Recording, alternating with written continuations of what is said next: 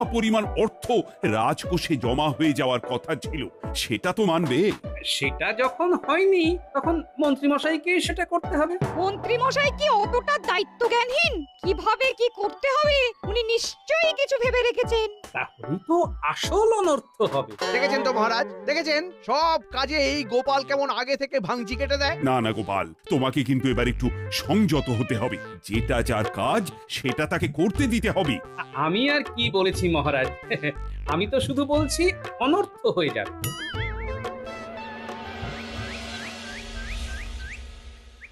এক ডাকেই সাড়া দিয়েছিস তাহলে?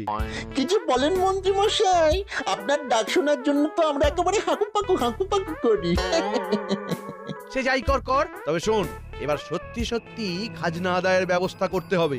হবে হবে তো অনেকদিন থেকেই করছেন মন্ত্রী মশাই, কিন্তু আদায় করছেন না কেন?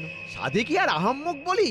কিছুদিন আগেই ভয় দেখিয়ে চাষিদের ফসলের ভাগ নিয়ে মহারাজের আর তার সঙ্গে নিজেরও শস্য ভাণ্ডার ভরেছি। আর পরে পরেই যদি খাজনা আদায় করি তাহলে লোকজন বেঁকে বসবে, সেটুকু বোঝারও মুরদ নেই তোমাদের? বুঝেছি মন্ত্রী মশাই, তাহলে অনর্থ হয়ে যাবে।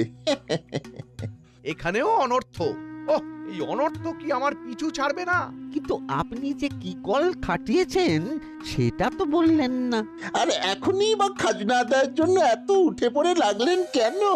উজিরকে মোটা রকম উৎকোচ দিয়ে নবাবের দিকের ব্যাপারটা সামলে দিলেও এদিকে মহারাজ এবার যা উঠে পড়ে লেগেছেন তাতে আর দেরি করা যাবে না। তাহলে বলুন আমাদেরকে কি করতে হবে? আমরা একেবারে কোমর বেঁধে লেগে পড়ছি। সব বলে দিচ্ছি, সেই জন্যই তো তোদের ডেকেছি। দাঁড়া, ভালো করে পুরো ব্যাপারটা মাথায় সাজিয়ে নি।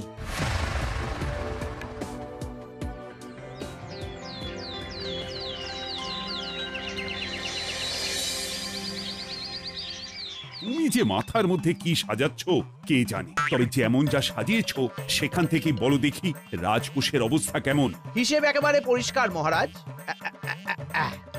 এই যে দেখুন, আয় ব্যয় সমান সমান, মোটেই উদ্বৃত্ত নেই। সে কি, তবে নবাবের রাজস্বের কি হবে? সে নিয়ে ভাববেন না, সে অর্থ ঠিক সরানো আছে। বললে হবে, মন্ত্রী মশাইয়ের কাজ আছে। হ্যাঁ হ্যাঁ, সরানোর ব্যাপারে মন্ত্রীমশাই বরাবরই সিদ্ধহস্ত, সে তো জানাই আছে। এই সময়ে আমাদের মন্ত্রী মশাইয়ের ওপরেই ভরসা রাখতে হবে। ঠিক তাই, বৈদ্য ঠিক বলেছে। তবু শোনা কথায় বিশ্বাস না করে নিজে গিয়ে দেখে নিন মহারাজ, না হলে অনর্থ হয়ে যাবে যে। অনর্থ হোক না হোক, অর্থ ঠিকঠাক সময় মুর্শিদাবাদে পৌঁছয়নি, তার কি হবে? এ কি, নবাব বাহাদুর যে! হ্যাঁ, একেবারে সশরীরে হাজির হয়ে গেছেন। মরেছে, একটা হুলস্থুল হবে বলে মনে হচ্ছে। কি হলো, ভূত দেখার মতন করে